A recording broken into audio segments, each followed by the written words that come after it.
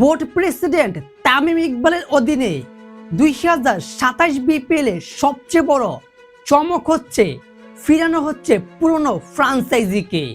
তবে তার জন্য বাদ পড়তে হবে নোয়াখালী এক্সপ্রেসকে।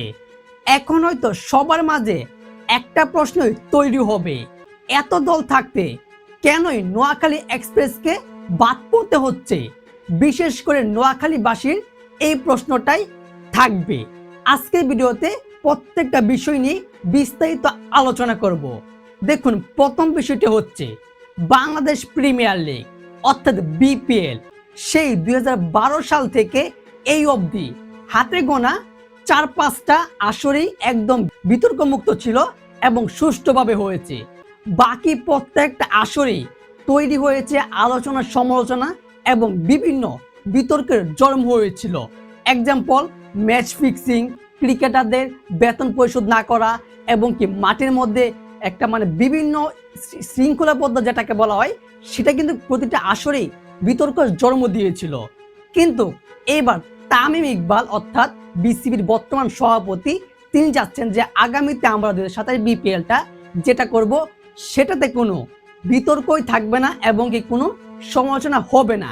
যার কারণে 2027 বিপিএলে কিন্তু বিসিবি চাচ্ছে যে আগের মতোই 6টা দল বা 6টা ফ্রাঞ্চাইজি নিয়ে আয়োজন করার জন্য।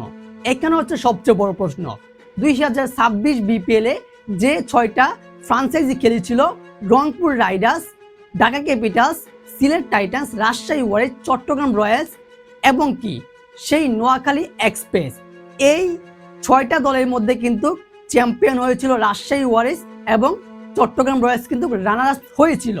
সেটা তো বিতর্ক ছিল এবং কি যেহেতু সেই 6টা দল 2026 বিপিএলে কিছুটা সফল ছিল, সেই তুলনায় কিন্তু রংপুর রাইডার্স 2027 বিপিএল এর জন্য অলরেডি কনফার্ম হয়ে গেছে। আর ঢাকা ক্যাপিটালস তারাও অনেকটা প্রায় বলতে গেলে কি তর্কমুক্ত ছিল আর সমালোচনা মুক্ত ছিল, অর্থাৎ ঢাকা ক্যাপিটালসও অংশগ্রহণ করবে এবং কি সিলেট টাইটান্স একটা দুর্দান্ত এবং কি ভালো একটা দল, তাদের সাথে আবার রয়েছে সেই একটা গুরুত্বপূর্ণ চট্টগ্রাম রয়্যালস যা 2026 বিপিএলে হঠাৎ করে মাঝখান থেকে মালিকানা চলে গিয়েছিল, তবু সেই দলটা ছিল বিসিবির আন্ডার দুর্দান্ত খেলেছিল। এবং কি তাদের সাথে যে রয়েছিল রাজশাহী ওয়ারিয়র্স, তারাও এবারে অংশগ্রহণ করবে এবং কি নোয়াখালী এক্সপ্রেস, যেখানে সবচেয়ে বড় আলোচনা ছিল। কারণটা হচ্ছে নোয়াখালী এক্সপ্রেস তাদের 2026 বিপিএলে দেখা গিয়েছে তাদের অনুশীলনের জিনিসপত্র সরঞ্জামগুলো সঠিকভাবে আনতে পারছিল না। এক পর্যায়ে দেখেছিল তাদের হেড কোচ সুজন, তিনি কিন্তু বের হয়ে গেছিলেন রাগের মাথায় সেই স্টেডিয়াম এবং দল ছেড়ে চলে গিয়েছিলেন। তবে অবশ্য পরবর্তীতে সব ঠিকঠাক করা হয়েছে।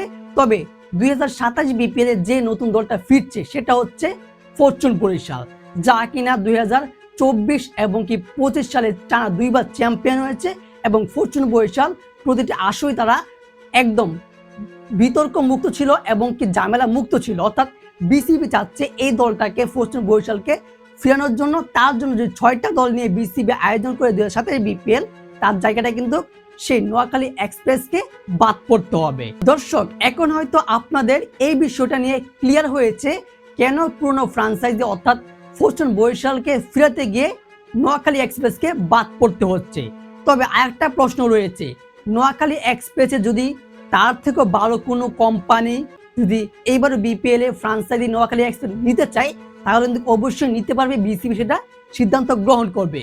তবে এবার বলতে চাই হচ্ছে সবচেয়ে বড় যে প্রশ্নটা এবং কি আপনাদের যে কৌতূহলটা, সেটা হচ্ছে এই যে আমি বললাম যে বিপিএল এ ফরচুন বরিশাল ফিরবে এবং কি নোয়াখালী এক্সপ্রেস বাদ পড়বে, এটা কিন্তু সম্পূর্ণ এখনো বিসিবি থেকে বা বিপিএল গভর্নিং কাউন্সিল থেকে এখনো অফিসিয়ালি কোনো ঘোষণা দেওয়া হয়নি। তো বিভিন্ন সোশ্যাল মিডিয়া এবং কি বিভিন্ন ক্রিকেট প্ল্যাটফর্মে শোনা যাচ্ছে, দেখা যাচ্ছে, গুঞ্জন রয়েছে যে এমনটাই হতে পারে 2027 বিপিএল এ।